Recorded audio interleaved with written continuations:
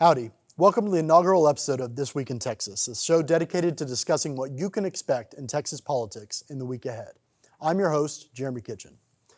This week marks the final week in which bills can be filed. Specifically, Friday, March 12th is not only the bill filing deadline, but also marks the 60th day of the 140-day legislative session. It's a key pivot point in which bills that have already been filed will actually start moving through the overall legislative process. Up until this point, the only real bills that could have been considered were those deemed emergency items by the governor. Interestingly, however, even those bills haven't moved much, let alone all of them been filed. The House of Representatives just started referring bills on February 25th, even though they've had the ability to do so since early February. So far, of the almost 3,000 bills filed in that chamber, only about half of them have been referred to committees. Compare that to previous sessions, and this percentage is much lower.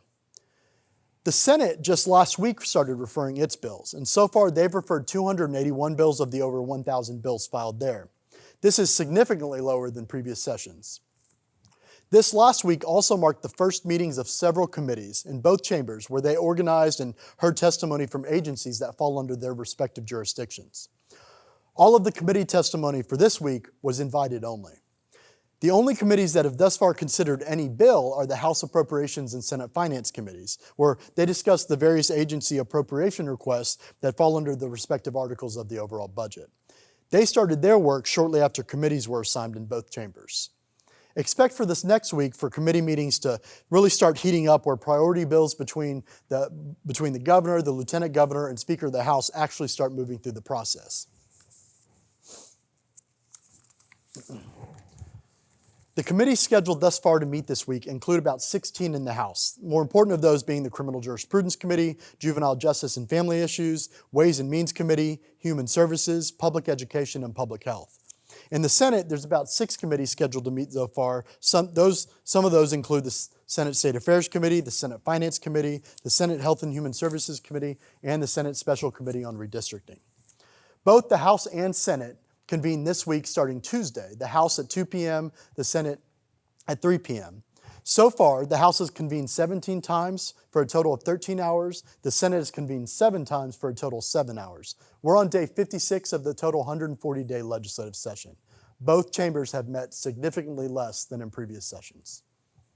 Regarding the Republican Party of Texas legislative priorities, several of those priorities have already been filed. Some have already been referred to committees, but very few of them have been scheduled for hearings coming up this week.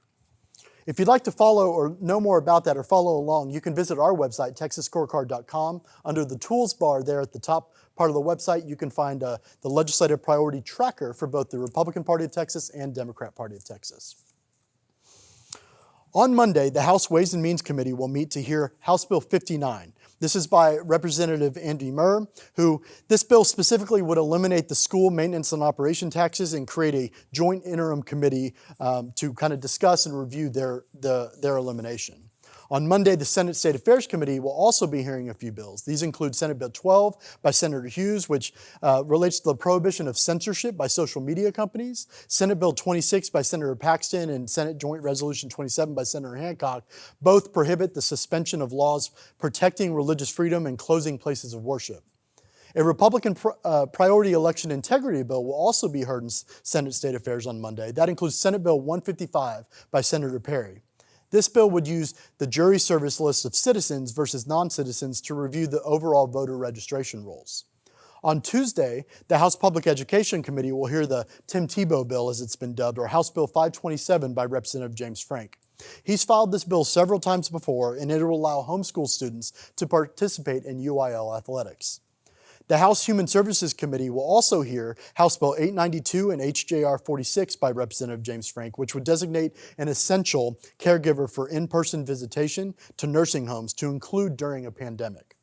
Likewise, the Senate Health and Human Services Committee will hear the companion to those bills by Senator Lois Kolkhorst on Wednesday.